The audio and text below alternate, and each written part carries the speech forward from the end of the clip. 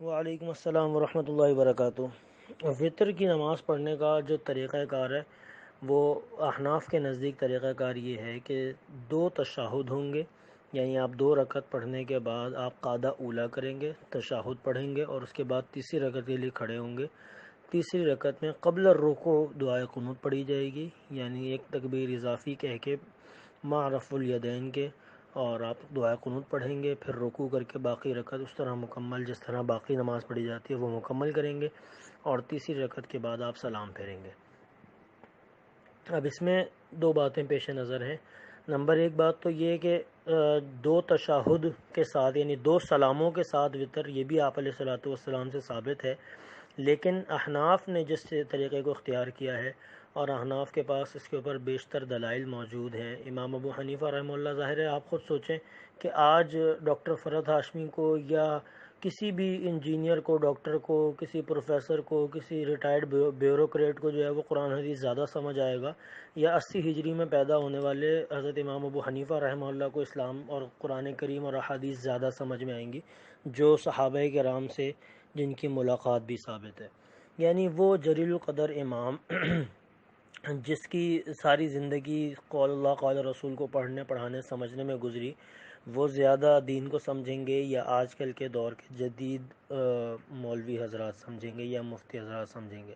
تو بہرحال ہم تو یہ بات سمجھتے ہیں کہ امام ابو حنیفہ رحمہ اللہ کے پاس جو دلائل ہیں وہ کوئی کمزور دلائل نہیں ہے، اور ایک دلیل نہیں ہے، بے تحاشا دلائل ہیں۔ شرح معانی الاثار کو کھول لیں اور اس کے اندر طحاوی شریف میں امام طحاوی رحمہ اللہ نے بہت سے دلائل نقل کیے ہیں، وہاں سے پڑھے جا سکتے ہیں تفصیلی دلائل۔ میں کچھ موٹی موٹی بات آپ کے سامنے رکھ دیتا ہوں کہ فطر پڑھنے کا مسنون طریقہ یہی ہے جو احناف نے نقل کیا ہے کہ آپ دو رکعت کے بعد تشہد کریں گے لیکن سلام نہیں پھیریں گے۔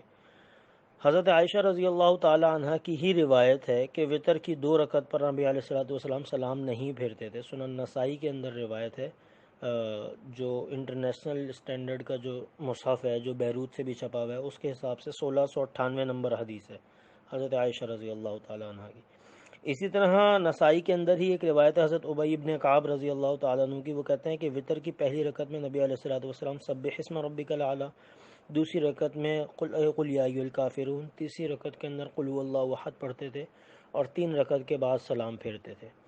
یعنی یہ وضاحت کی انہوں نے کہ تین رکعت پڑھنے کے بعد سلام پھیرتے تھے،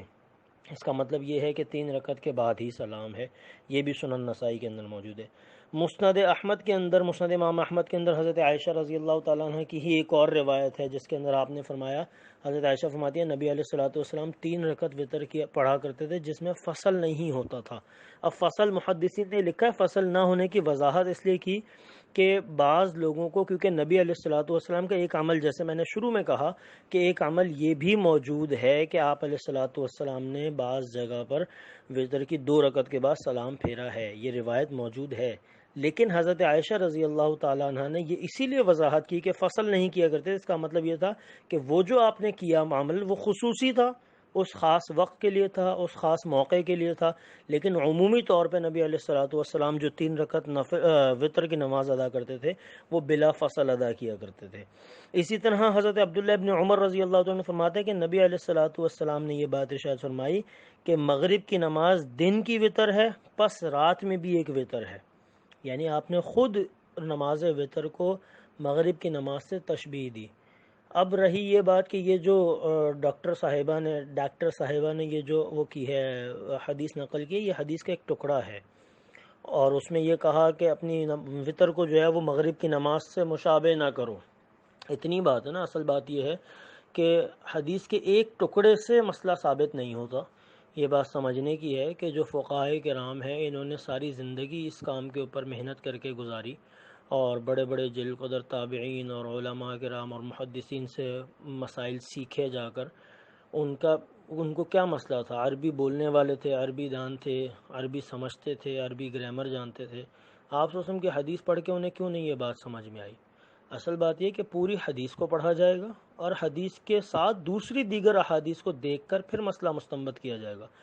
جس حدیث کا یہ حوالہ دیا جا رہا ہے کہ جی حضرت عائشہ رضی اللہ تعالیٰ عنہ کی روایت ہے کہ جی وطر کو مغرب سے تشبیہ نہ دو، وہ پوری روایت اس طرح ہے کہ آپ علیہ الصلوۃ والسلام نے فرمایا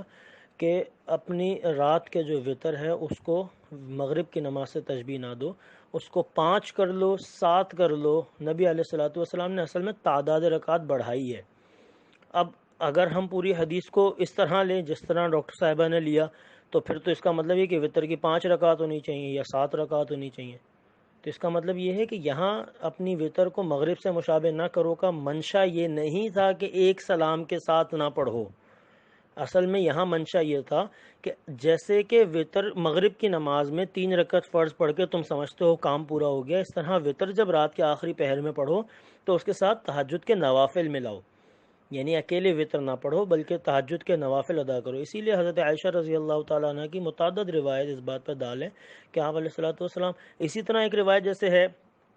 کہ جی آپ حضرت عائشہ کی ہی غالباً روایت، اللہ تعالیٰ کمی بیشی معاف فرمائے، کہ آپ علیہ الصلوۃ والسلام رات کو جب گھر لوٹتے تو آپ علیہ الصلوۃ والسلام پہلے 4 رکعت پڑھتے، پھر 4 رکعت پڑھتے اور پھر 3 وطر پڑھتے۔ اور آپ نے یہ وضاحت کی کہ وہ 4 رکعت اتنی طویل نبی علیہ الصلوۃ والسلام پڑھتے تھے کہ کوئی عام بندہ، عام انسان جو ہے اس کا تصور بھی نہیں کر سکتا۔ تو اصل میں جو آپ علیہ الصلوۃ والسلام نے یہ تشبیہ دی کہ وطر کو مغرب سے تشبیہ نہ دو، وطر کو مغرب کی نماز کی طرح نہ بناؤ، اس کا مطلب یہ تھا کہ اپنی وطر کی نماز کے ساتھ جو ہے وہ نوافل ایڈ کر دو، تہجد کے نوافل پڑھ کے پھر وطر کی نماز ادا کرو، یہ مقصد اور منشا تھا۔ اور اگر صرف فرق کرنے کی بات ہے تو اس میں جیسے انہوں نے اپنی طرف سے استدلال کر کے یہ کہا کہ جی اگر مثال کے طور پہ آپ کو ایک سلام سے بھی پڑھنی ہو تو درمیان والا قاعدہ ختم کر دیں، یہ پتہ نہیں انہوں نے کہاں سے استدلال کیا کہ ایک تشہد بھی ایک ہو۔ تشہد اصل میں ہر 2 رکعت کے بعد تشہد آپ علیہ الصلوۃ والسلام سے ثابت ہے، اور یہی سنت طریقہ کار ہے نماز کے ادا کرنے کا۔ تو اگر ہم تینوں رکعت بغیر تشہد کے پڑھ رہے ہیں تو یہ صرف یہ ان کا اپنا ذاتی موقف ہو سکتا ہے، مجھے اس بارے میں کوئی ایسی دلیل مضبوط نہیں ملی۔ نبی علیہ الصلوۃ والسلام کا طریقہ یہ نہیں تھا۔ اگر صرف فرق کرنے کے لیے یہ کیا جا رہا ہے تو ویسے بھی فرق ہے، یعنی آپ دیکھیں کہ ہم وطر کی نماز میں ہم دعائے قنوت پڑھتے ہیں، مغرب میں تو دعائے قنوت نہیں ہوتی۔ تو ہو سکتا ہے آپ علیہ الصلوۃ والسلام نے یہ بات کہی ہو کہ اپنی وطر کی نماز مغرب کی طرح نہ پڑھو بلکہ اس میں دعائے قنوت پڑھو، یہ تو ایسا نہیں ہے، جبکہ انہوں نے تو یہ نہیں استدلال کیا۔ ہو سکتا ہے آپ علیہ الصلوۃ والسلام یہ بات کہہ رہے ہوں کہ اپنی وطر کی نماز کو مغرب کی نماز کی طرح نہ بناؤ بلکہ اس کی تیسری رکعت میں بھی سورہ فاتحہ کے بعد سورت ملاؤ، کیونکہ ہم ملاتے ہیں وطر کی نماز میں تیسری رکعت میں سورہ فاتحہ کے بعد سورت ملائی جاتی ہے، تو مغرب سے تو فرق ہو گیا۔ اسی طرح ہم نے دعائے قنوت پڑھ لی، مغرب سے تو فرق ہو گیا۔ اگر صرف فرق ہی گڑھنا ہے، فرق ہی نکالنا ہے، تو فرق تو اس حساب سے وطر اور مغرب کی نماز میں بہت سارے نکالے جا سکتے ہیں، پھر یہ قاعدہ اولا ختم کرنے کا ہی کیوں فرق بنایا جا رہا ہے؟ لیکن بہرحال ان کی یہ پوری ویڈیو میں نے آپ کا یہ کلپ بھیجنے کے بعد میں نے آپ کا، کیونکہ آپ نے جو مسئلہ پوچھا اس کے بعد میں بھی تھوڑا سا میں نے کہا چلو یہ کلپ دیکھ کے پھر اس کا جواب دوں، تو وہ کلپ میں نے پورا دیکھا، لیکن ان کی کسی بھی بات سے میں بالکل اتفاق نہیں کرتا۔ جو کچھ میں نے اپنے اساتذہ سیکھا یا احادیث کی کتب میں پڑھا وہ میں نے آپ کے سامنے رکھ دیا۔ اس کے علاوہ بے تحاشا دلائل ہیں۔ تحاوی کے اندر غالباً ہم نے پڑھا حضرت انس بن مالک رضی اللہ تعالیٰ عنہ کا فعل، اپنا فعل لکھا ہوا ہے مصنف ابن ابی شیبہ کے حوالے سے، کہ حضرت انس بن مالک رضی اللہ تعالیٰ عنہ 3 رکعت وطر پڑھتے تھے ایک سلام کے ساتھ اور 2 تشہد کرتے تھے۔ حضرت حسن بصری رحمہ اللہ کا قول بھی موجود ہے کہ وطر کی 3 رکعت ہیں اور آخر میں ہی سلام ہے، یہ بھی مصنف ابن ابی شیبہ کے حوالے سے تحاوی میں موجود ہے۔ تو یہ ایک دلیل نہیں ہے، آپ شرح معانی الاثار اٹھا کے دیکھ لیں یا ہدایہ دیکھ لیں یا کوئی بھی کتاب علامہ کاسانی کے آپ بضائع الصنائع دیکھ لیں، وطر کا مصنون طریقہ وہاں موجود ہے